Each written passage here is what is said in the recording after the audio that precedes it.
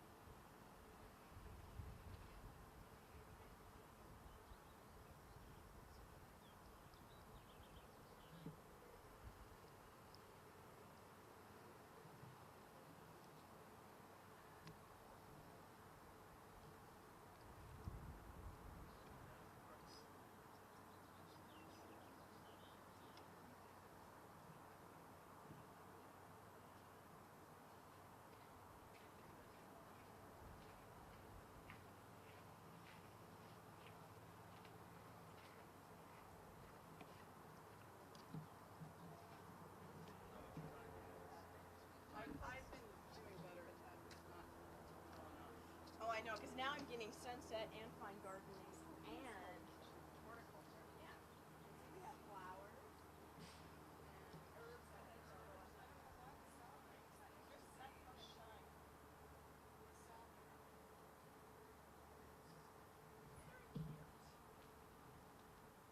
I have to go to school now.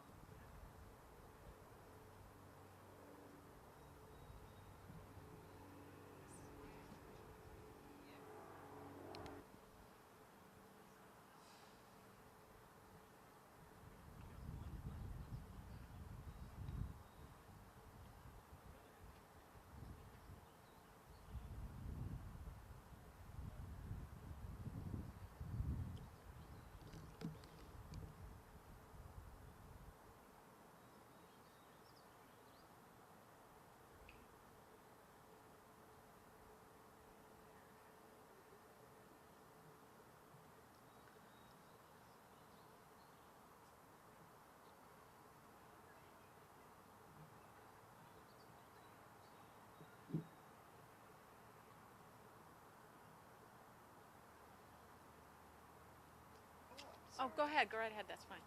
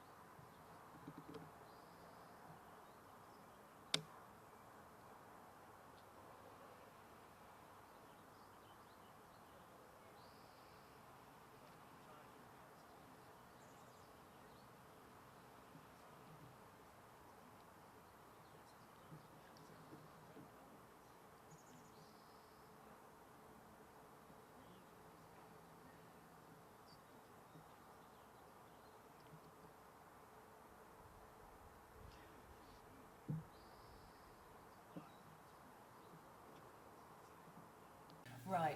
Technically, there was an issue before the Supreme Court, and it was the decision was made in the winter of 1999 as to whether the Census Bureau would provide adjusted numbers. There are scientific measures that we can use to make adjustments for the percentage of people that we have undercounted.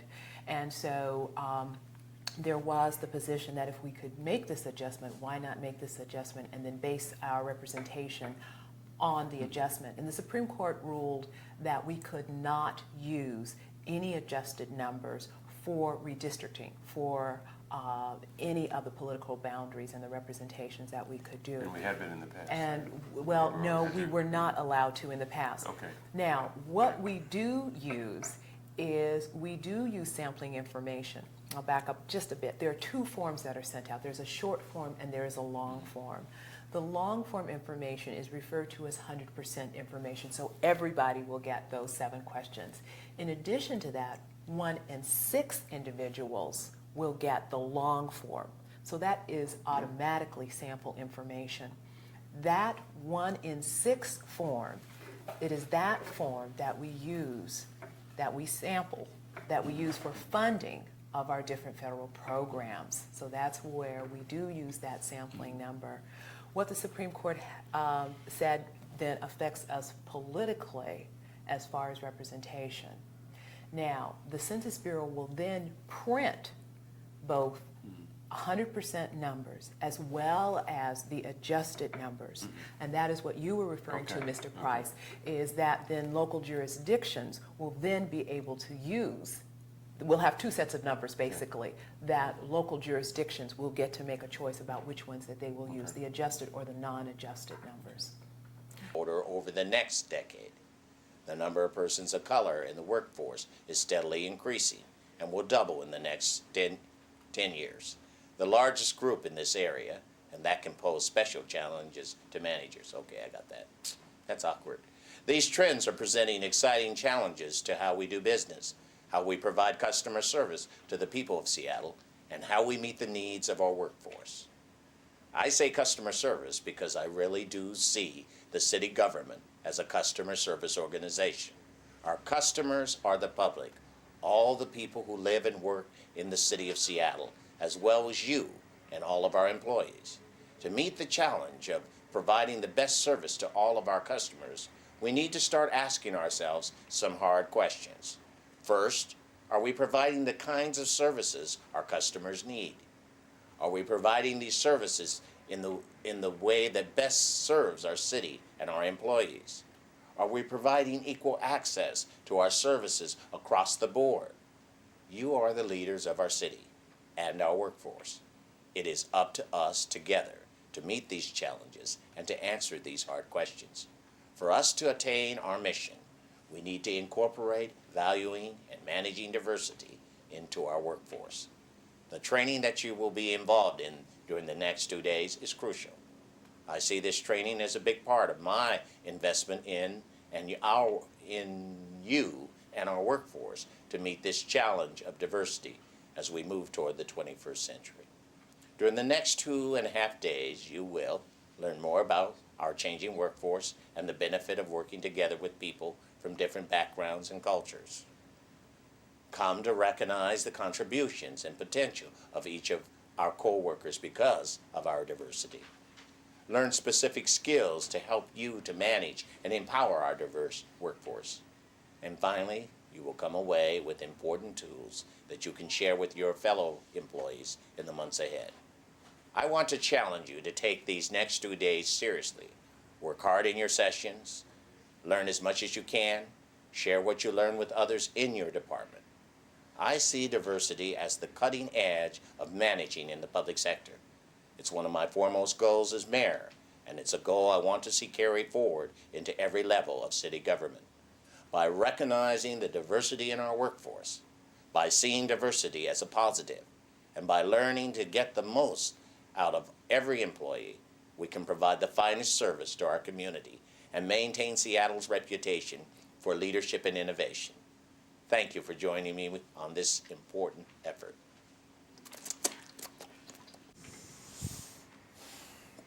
That was Speed. Strike one. Okay, when you're ready.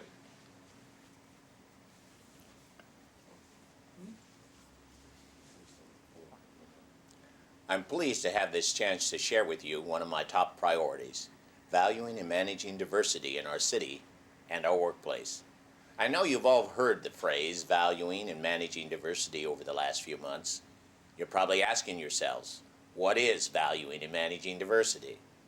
Well, to me, valuing and managing diversity is several things. It's recognizing what each of you and every city employee contributes to our workforce. Okay, cut there. Okay, let's go to a close-up. Pick up and it's recognizing. Now I want to take it from well to me. Or let's probably start with you're probably asking. Okay, right in there. Very good, Tony. Thank you. That looks excellent. And ready to roll tape? And when Speed. prompter, ready? Prompter's cue. Okay, and slate it, please. Take two. Okay, and anytime you're prompted. You're probably asking yourselves, what is valuing and managing diversity? Well, to me, valuing and managing diversity is several things. It's recognizing what each of you and every city employee contributes to our workforce. It's working together in an environment of mutual respect and understanding because we value the fact that each of us is an individual who offers varied backgrounds and cultures to the workplace. It's creating a workplace where every city employee has the opportunity to participate in all levels of government, regardless of race, ethnicity, gender, age, sexual orientation, or disability. And finally, it's recognizing that our economy and our world is becoming more and more diverse every year. And cut right there. Okay, can we close this door, please? And we'll take this back. You need to tell everybody to be quiet down the hall, too. We'll take it from it's creating a workplace. And let's come back to our three-quarter shot, please. Sorry, where do you want to pick up at? It's creating a workplace where every city employee has the opportunity. And that's a good shot, Tony. A little wider is great. And let's just give your jacket just a little tug and hold together. Just, yeah, it will fall apart. Yeah, there we go. Great. Take your time. And Which way? that's right. You got it. You just did it. Wow. Okay. And we good.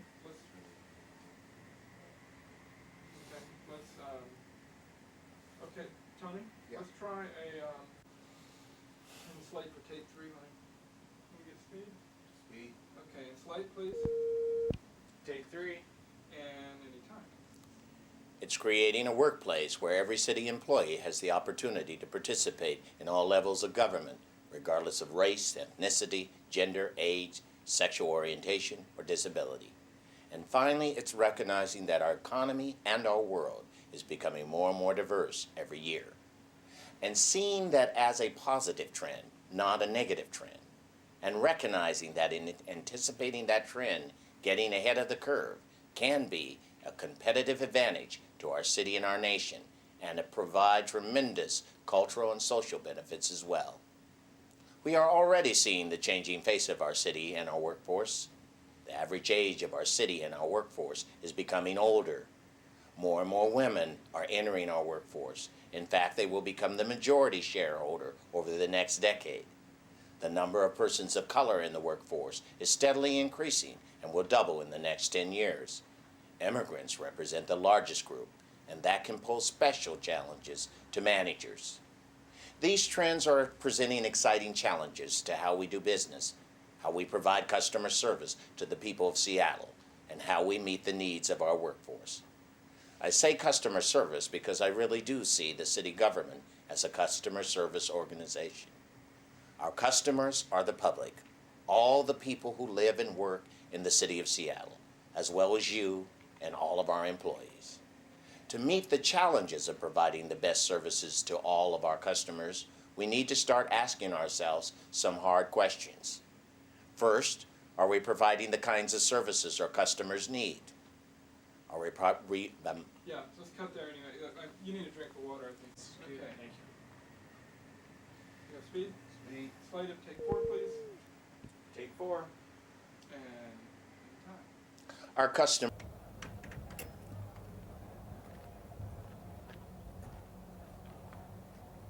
Hey Chuck, the ambulance is on the way. I have somebody waiting out front.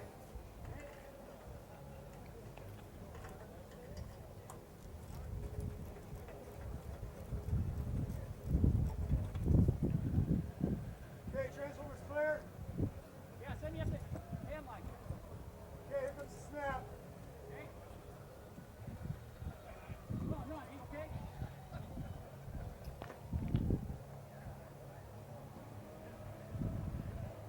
Hey, car's on its way.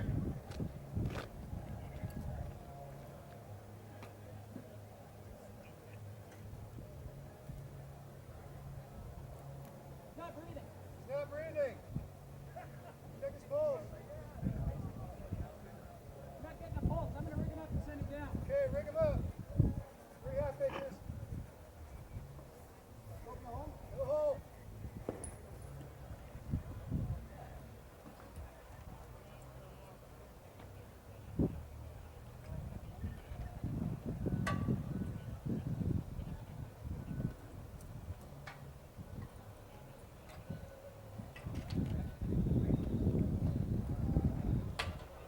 You'll be all right, Ron. How's that aid card coming? On its way, all right. Hey, Jake, can you come to a spot so I can lay this guy down? Yeah, man.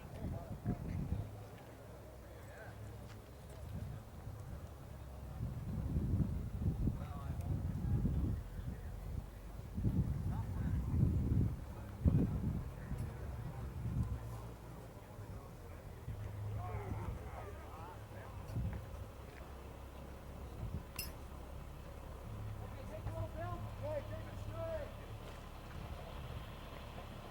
Up. Back. Roll back.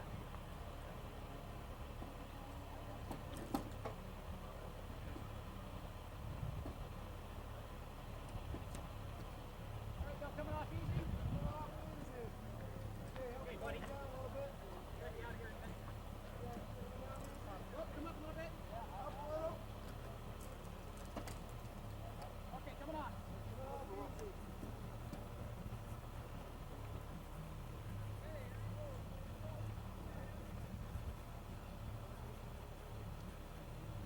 Okay, you gonna take the weight? Yeah, go ahead. Okay, come on down easy, Chuck. Come on down.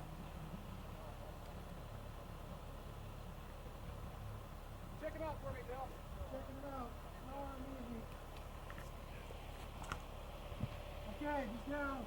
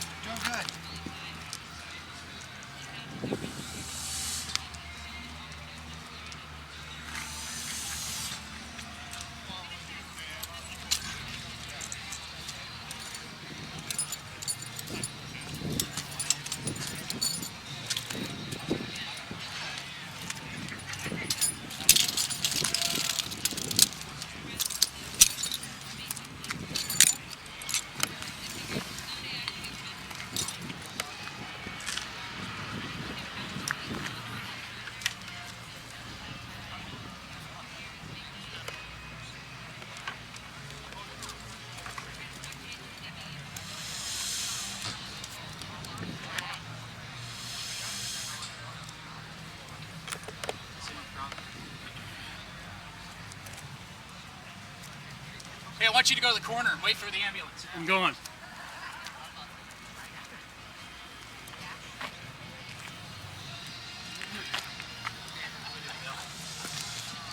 One more second.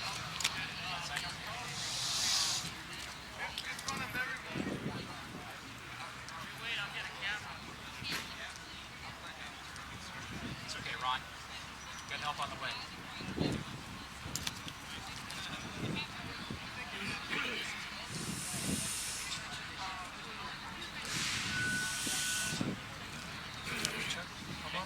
Okay, I gotta check the pulse. Hey, you're gonna be okay, Ron. You're not getting the pulse? I'm gonna give Ron breath. Okay, performance CPR. Check his pulse one more time.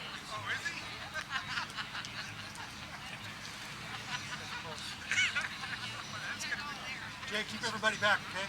Got him back.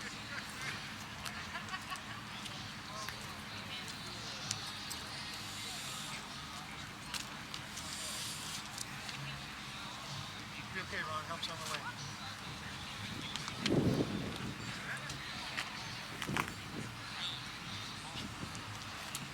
Good job, Jay.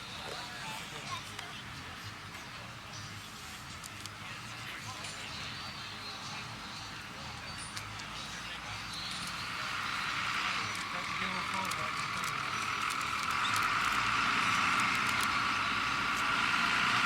That's so good.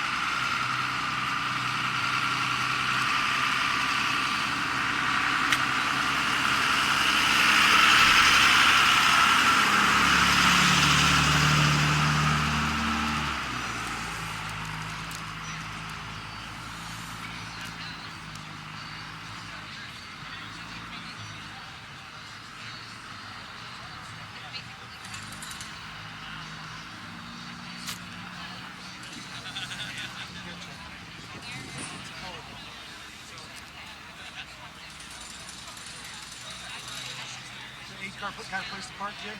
It's all available.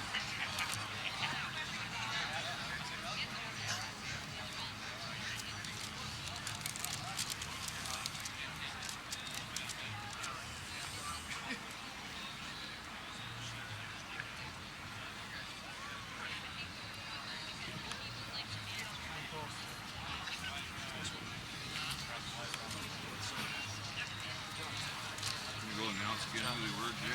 Yeah.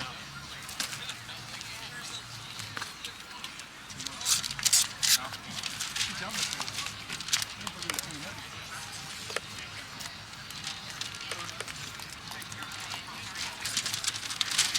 All right, check and go for Mr. Post-op rescue CPR. Where'd you get that fancy hard hat? There's some more in here. Some more what? Some more good stuff? I guess you're gonna be a little late. This here tells me you're not getting your hands all the way off. Okay, yep. Okay. This is good here. You're getting a nice look here. Remember, I mean, you don't have to try to blow the brains out of it. You need 0.8 to 2. But you're showing consistency. Well, I don't know what happened there. Okay. Now let's see this one here. Yeah, Marvin. Be critical of Marvin. And the variability can be between 5 to 10 million, up or down. So it's just setting a little parameter here. We're going to continue this discussion at the context in which we and other governments in the region and the state find themselves, all facing limited revenues from Initiative 747 property tax measure. And that measure limited our property tax increase to 1% plus new construction. And sometime today, Dwight, I'd like you to review that, the new construction and what that's meant over the past few years. And now they're saying that because the window of new construction is 3 to 5 years, what does that mean in the near future? Because I think that that increase in new construction is so much, greater than just the little, 1%. That, I mean, that's a far, far bigger impact than probably this, total 747. So anyway, I thought that we should get that into the context of the discussion today. So let's have Saroja and Ben. Oh, you're sitting down there. Okay. No, I'm gonna. You're going to come up here. Okay. Begin their presentation. Great. I'll just say a couple of introductory notes. The purpose of this presentation is to give you some generalized information that will show what the revenue and expenditure growth for the city will look like, or might likely look like over the next 5 years. So we'll look at the 2002 adopted budget as a base and then go and look each year to 2007. What you already know is that the revenues are not growing as quickly as current city expenses, which creates a gap which needs to be bridged either through revenue generation, expenditure reduction, or a combination of the both. And that gap is large, as we'll show you. We'll also try to highlight during the course of our presentation some policy decisions or areas where there are policy decisions that you can make. There are things that you can't do that are kind of structural, and there are other areas where you can consciously make decisions that affect either the revenue or expenditure side, and particularly the expenditure side. These numbers are our best efforts at projecting future costs.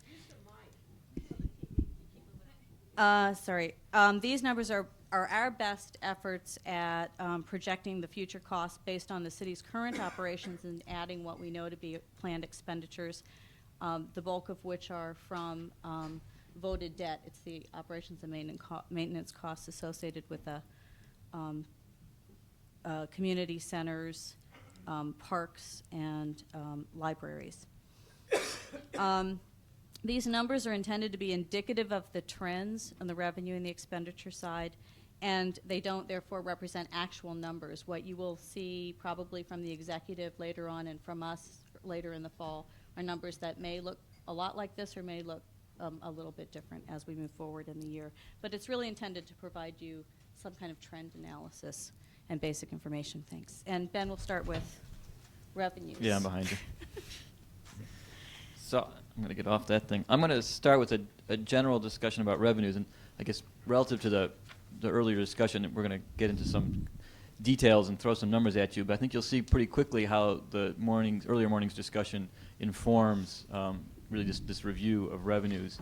And my goal is to kind of give you a sense in a longer range view of where and how revenues are likely going to be growing, and in particular, as Councilmember Drago has described in her introduction, how revenues are going to grow in our post-I-747 world that we now live. So I'm going to start by just taking and I'm going to focus specifically on the general fund, which is obviously only a piece of the overall city government, but it is, in some sense, the discretionary piece that is the focus of likely most of council's attention in the budget process.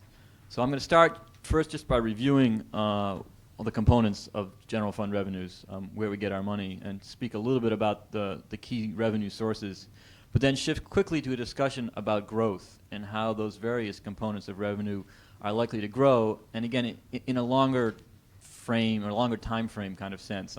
We're going to get to some specific estimates of near-term revenues, but I think it's important to get a feel for how the 747 is likely to constrain just the generic growth in general fund revenues.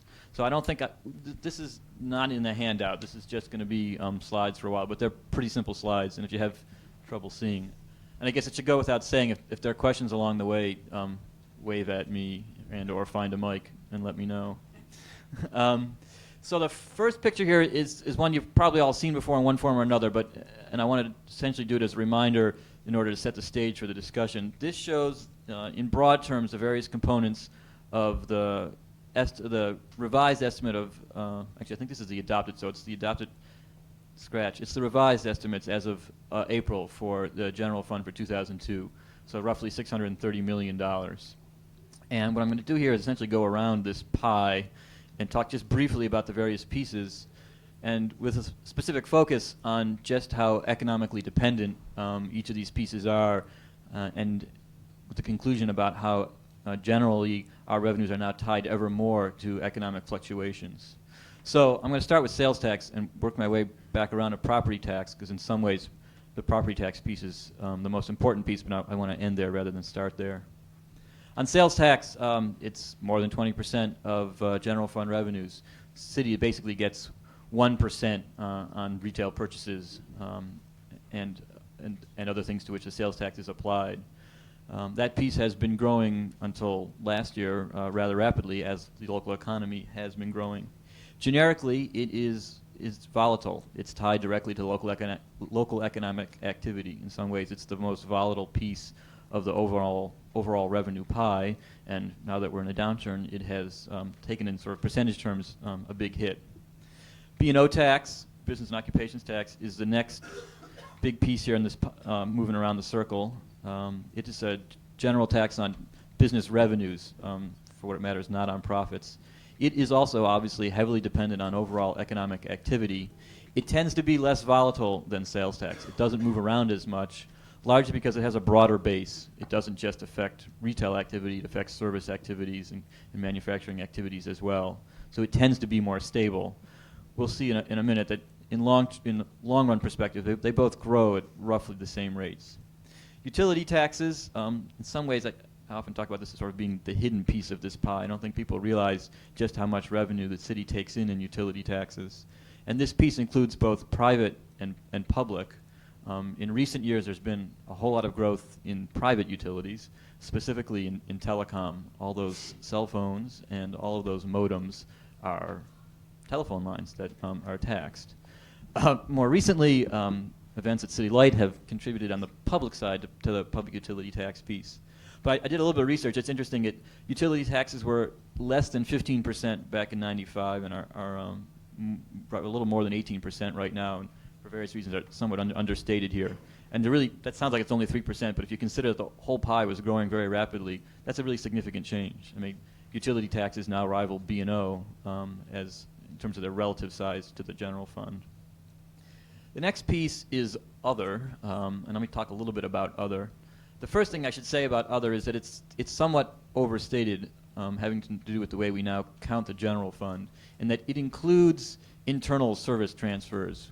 We count as revenue now in the general fund the money that personnel gets from other departments and the money that fleets and facilities gets from other departments. That stuff is roughly $40 million, and it truly is double counting. It's not outside revenue. So what else is in other that matters? There's really sort of two pieces. One is all the fees that we charge in various forms, parking meters, et cetera. And the other big piece is, or not so big, is transfers from other levels of government, specifically the state and the feds. So altogether, that's about 15%. And again, I would argue in terms of real outside revenues, it's about half that. And then we get all the way back to property tax, which you will see is the biggest piece of the pie. And let me explain, too, that this is the general fund piece of property tax. It doesn't include voted levies. So this is the general fund piece. And we'll talk a fair amount about property tax today and get back to that point. But what this says is, in short, that the biggest piece of our revenue source, property tax, is the one that is now being constrained. So 747 matters in a big-time way for that underlying reason. So I'm going to quickly shift to talking about growth rates, unless there are questions here. And there's one. Technical question. On the transfer of funds, about 6% of the total general revenue fund then we're talking about, if it's $40 million. That's right. How do other, either municipalities like Bellevue or, say, King County, do they count it the same way for comparative purposes?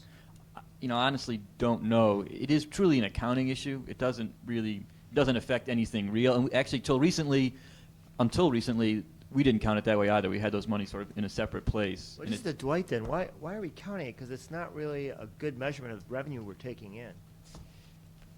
Have a mic. Well, I can see what it's a cost, but it's not a revenue. The issue is, where do you account for the costs of those functions? So if you remember the ESD era, all of those functions were moved out of the general fund and were in their own fund. So that the revenue for personnel, the revenue for finance, the revenue for contracting that came from City Light or from public utilities for the services they were using never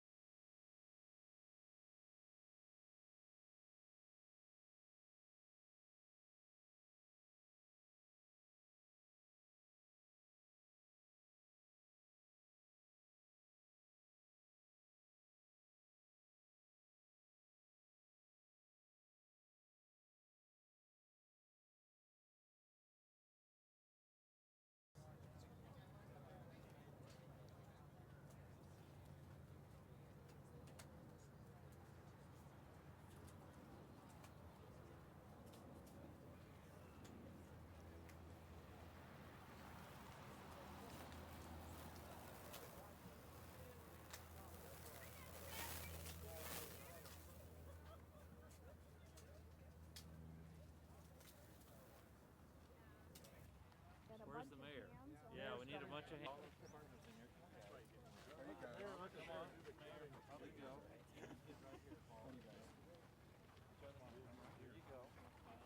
Okay, now watch his hand. Use his hand on the outside.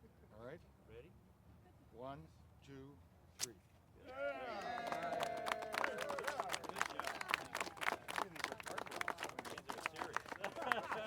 That was a little whimsy, classic.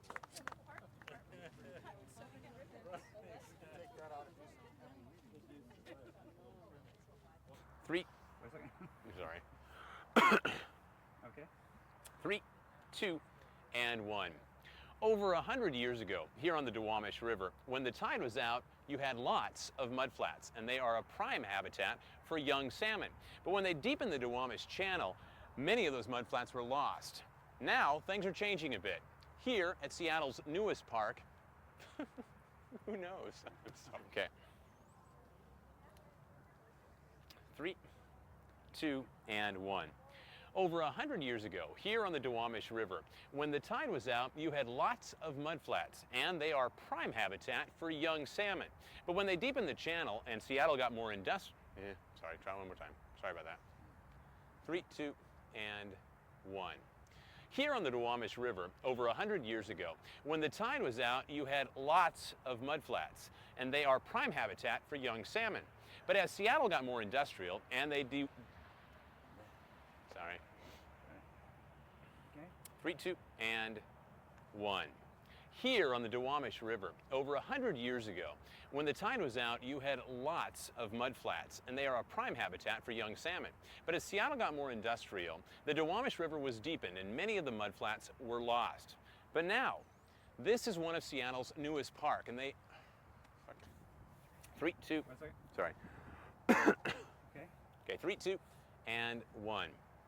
Here on the Duwamish River, over 100 years ago, when the tide was out, you had lots of mudflats, and mudflats are prime habitat for young salmon. But as Seattle got more industrial and they deepened the Duwamish Channel, many of the mudflats were lost. Well, now things are changing a bit. Here, this is one of Seattle's newest parks, and they're actually reclaiming some of those mudflats, and the main beneficiaries are going to be those young salmon. Excellent. Whenever you're ready. Okay, 3, 2, and 1. Here on the Duwamish River, over 100 years ago, when the tide was out, this was pretty much mudflats, and that is a prime habitat for young salmon. But as Seattle got more industrial, they deepened the channel, and many of the mudflats were lost.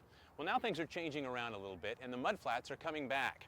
Here at one of Seattle's newest parks, they have reclaimed this area, recreated mudflats, and the main beneficiaries are going to be young salmon. Beautiful.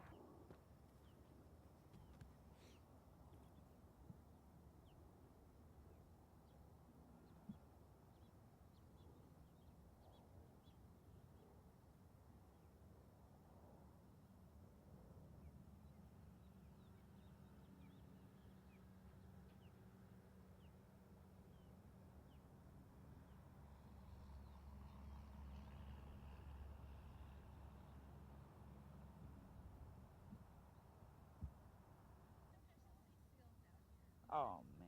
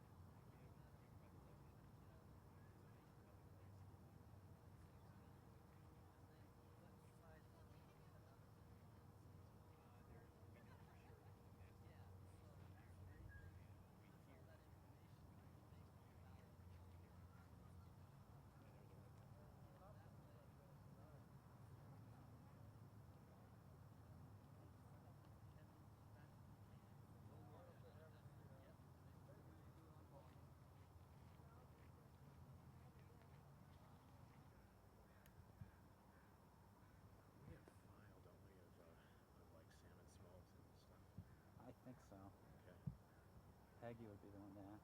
Yeah.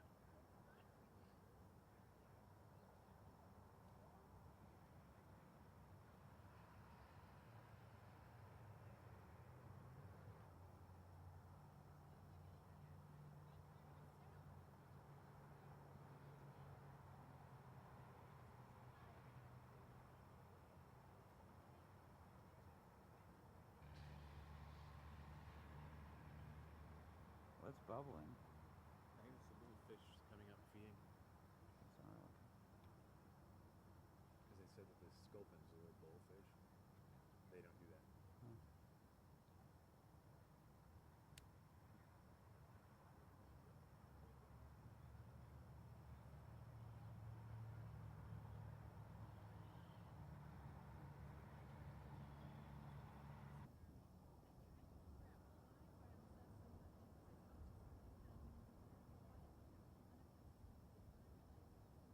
Is this it? You take a look. I'm sure it is. That's it.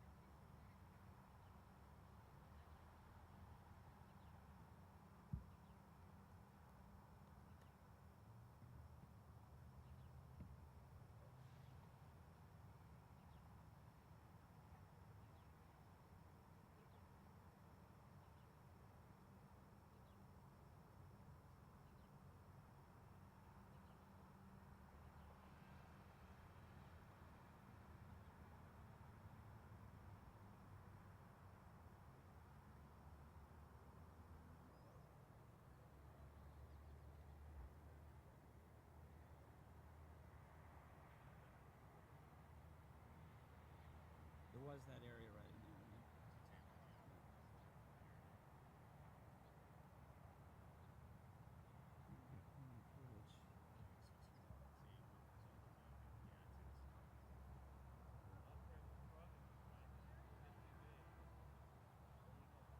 Well, if you come up short, I'll shoot something else.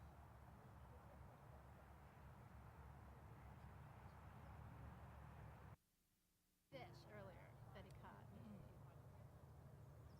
Right. Cool. That's Yeah. an amazing picture of the nature and then Industry behind it. industry and then the downtown core. I know. Wow. and they're not going. And I you mean, I just guess don't get this anyplace else. where they're landed. And it's our only river. Absolutely. My daughter's gonna know about this one. Yeah, I love it. Where are those sticky things? Right out there, floating around? No. Oh, these things here, these are horsetails.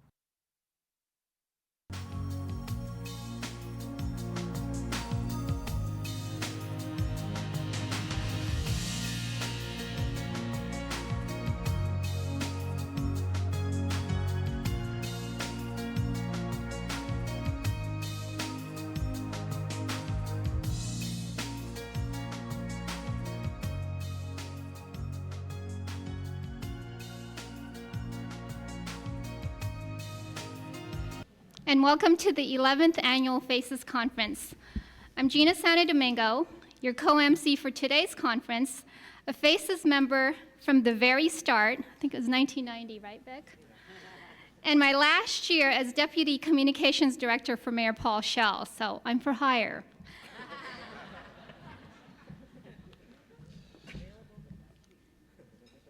Magandang umaga po.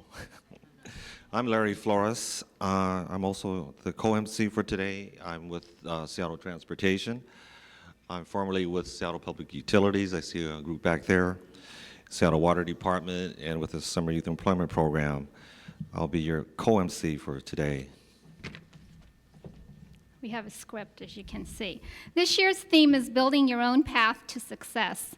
I'm pretty certain that many participants in this room who are city employees can attribute your success to the hard work, perseverance, and those FACES conference you have most likely attended, either in 1992 that focused on, let me see, career path, It's Your Move, the 1994 Strengthened Leadership, or the Bridge to Tomorrow that was held in 1998. So on behalf of the FACES conference team, we would like to continue supporting your path to success with the well-crafted workshops we've prepared for you today. He needs to stick to his script. Before we do that, I'd like to call on one of FACE's founding members who excels in championing the cause of Filipino Americans and who is FACE's president, Vic Pineda.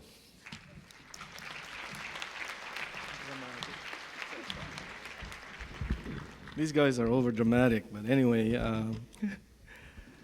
before we get started, I would like to just briefly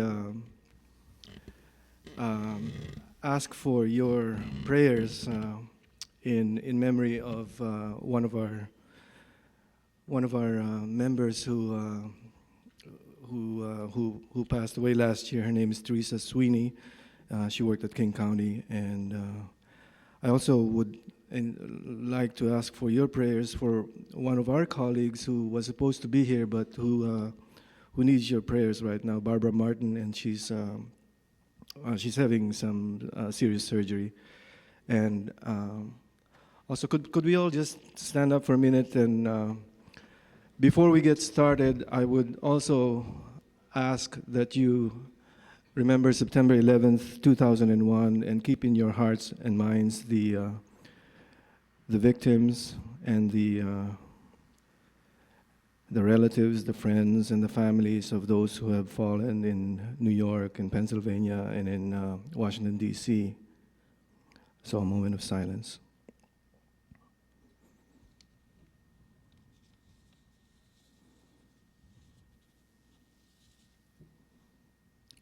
And while the storm clouds gather far across the sea, let's swear allegiance to a land that's free. Let us all be grateful for a land so fair as we raise our voices in a solemn prayer. Please be seated. Again, welcome to the 11th annual FACES conference. It's always been a pleasure for your members, your officers, and the many volunteers that put out to bring you the best that we possibly can in these conferences. And building your own path to success was a thought that emanated from someone, one of your members, and so there's a feeling of ownership in this conference because it's really you that drive this conference. And as we move forward with the conference, I'd also like to extend a special welcome to Gloria Kawili.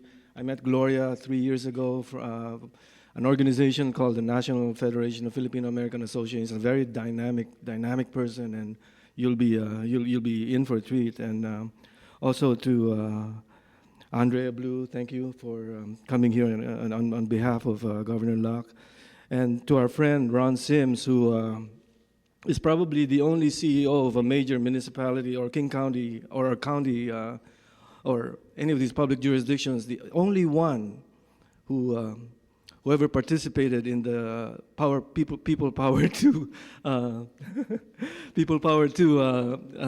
thing at EDSA. So that's insider information, and I got it from your wife. Anyway, welcome to the conference, and as we had always tried to do in our conferences, we always want to foster the spirit of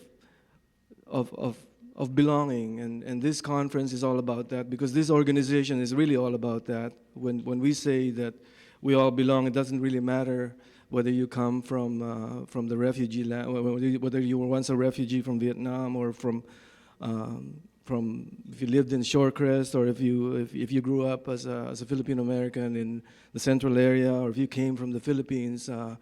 We all belong here because this is our home, and when we say that this is our home, we also want to inculcate the idea that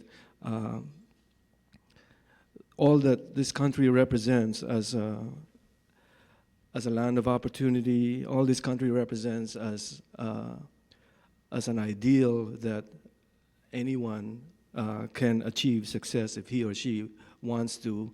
We stand behind that, and we also want to say that as you attend these next few conferences, the sessions that come up after the conference, the breakout sessions, you'll hear those very same stories, hopefully told by your presenters. I could go several different ways. I mean, people like Barbara Bergano, who could probably tell you that how she started in the government with the skill of typing 78 words a minute, or 70 words a minute, to becoming the director of training for the feds. Things like that. There's lots of those success stories, and we want to leave you with the thought that it too can happen to anyone. It's just up to you. And so as you participate in this conference, please remember that it's your conference. And about 30 years ago, there was a writer from Seattle. His name was Carlos